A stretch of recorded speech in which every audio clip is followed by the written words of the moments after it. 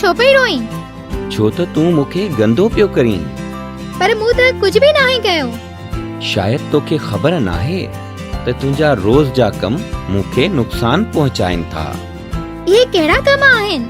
कॾहिं गौर कयो आहे त जंहिं गाॾीअ ते तूं स्कूल वञी थो उन मां केतिरो धूमो निकिरंदो आहे ऐं हर शहर ऐं हर मुल्क में अहिड़ियूं केतिरियूं ई गाॾियूं हूंदियूं आहिनि।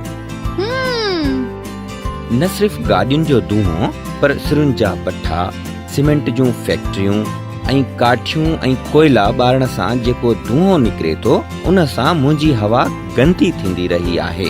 ऐं छा ही सभु मूंखे नुक़सान नथा पहुचाइनि? पर जेकॾहिं भट्ठे में सिरूं न ठहंदियूं त घर कीअं ठहंदा? ऐं फैक्ट्रीअ में जेकॾहिं सीमेंट न ठहंदो त असांजूं इमारतूं मज़बूत कोन थींदियूं। ऐं जेकॾहिं कोयला ऐं काठियूं न ॿारबा त काफ़ी घरनि जा चुल्हा कोन ॿरी सघंदा।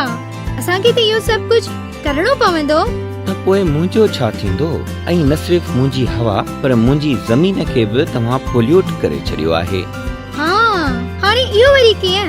उफ, एॾी तकलीफ़ थींदी आहे मूंखे जॾहिं माण्हू केमिकल्स खे ज़मीन ते फैलाए छॾींदा आहिनि। जीअं हारी जेको फसल जी पोख खे वधाइण लाइ फर्टिलाइज़र्स ऐं केमिकल्स इस्तेमाल करे थो, उनखे इहा ख़बर नाहे त उन सां मुंहिंजे मिटीअ जी ज़रख़ेज़ी ख़तम थी वेंदी। ऐं जॾहिं रस्तनि ऐं घरनि जे ॿाहिरां गंद किचिरो उछलायो वञे थो उहो मूंखे केतिरो न बदसूरत करे थो छॾे ऐं तमामु घणो नुक़सान वारो बि हूंदो आहे। पर मां त पंहिंजे घर जो गंद किचिरो गंद वारे दॿे में विझंदो आहियां।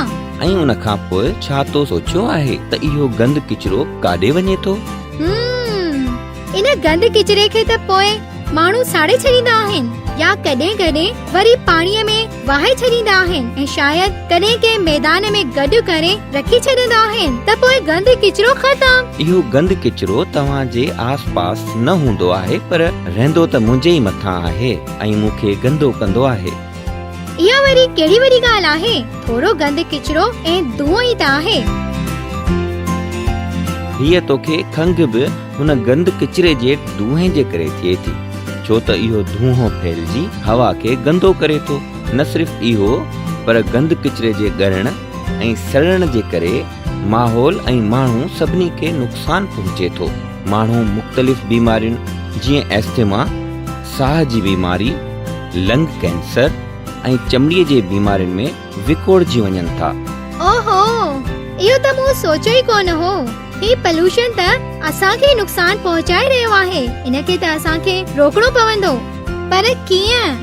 मुंहिंजे ख़्याल में असां सॼी पॉल्यूशन खे ख़तम नथा करे सघूं पर असां इनखे घटि ज़रूर करे सघूं था।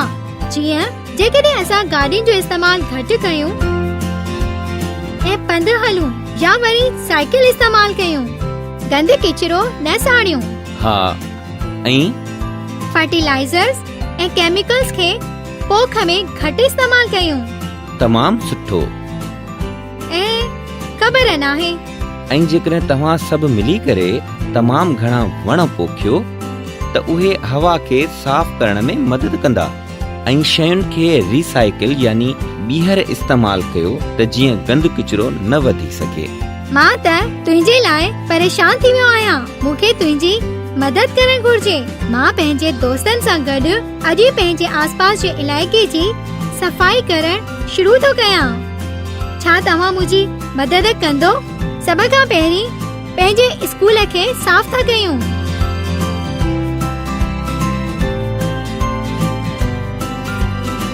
हेलो कहिड़ा हाल आहिनि? हा, कुझु बहितर आहियां। तो मुंहिंजी काफ़ी मदद कई आहे। हा, पर मां कुझु ठीक न आहियां। काल्ह सिंधु दरिया ते वियो हुयुसि। उते मूं दरिया जो पाणी बि पीतो हो। ईअं त थियणो ई हुयो। छो? छा तुंहिंजो पाणी बि असां पोल्यूट करे छॾियो आहे? यादि नाहे तो चयो हो त माण्हू गंद किचिरो बि पाणीअ में विझी छॾींदा आहिनि। सिर्फ़ इहो न पर फैक्ट्रियुनि मां धुएं खां सवाइ केमिकल वेस्ट बि अक्सर दरिया या समुंड में वहाए छॾींदा आहिनि, जंहिंसां पाणी पोल्यूट थी वेंदो आहे ऐं बीमारियूं फैलाईंदो आहे।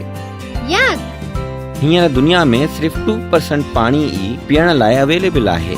हाणे जेकॾहिं उन 2% पाणीअ में माण्हू पॉल्यूशन वाटर फैलाईंदा त इंसान ऐं जानवर कीअं ज़िंदा रही सघंदा? हा, हाणे यादि आयो।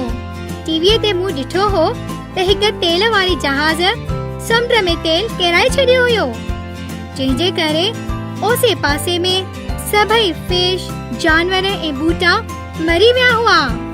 समुंड त इलाही वॾो हूंदो आहे, इनखे कीअं साफ़ कंदासीं? मां करे ॾिसंदसि सर। मां एक्सपेरिमेंट करे ॾिसां थो त पाणीअ खे ऑयल खां कीअं साफ़ करे सघिजे थो। तव्हां सभु बि मुंहिंजी मदद कयो।